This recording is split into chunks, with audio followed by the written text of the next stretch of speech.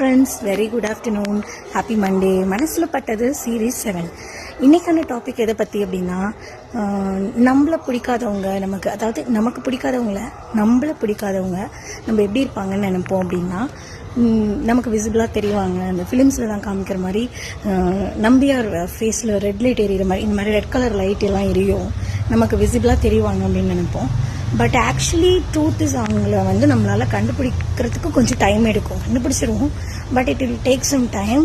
சில பேரால் கண்டுபிடிக்கவே முடியாமல் கடைசி வரைக்கும் கூடவே வச்சுருப்பாங்க. ஸோ அவங்க எப்படி இருப்பாங்கன்னா, நம்ம கூடவே இருப்பாங்க.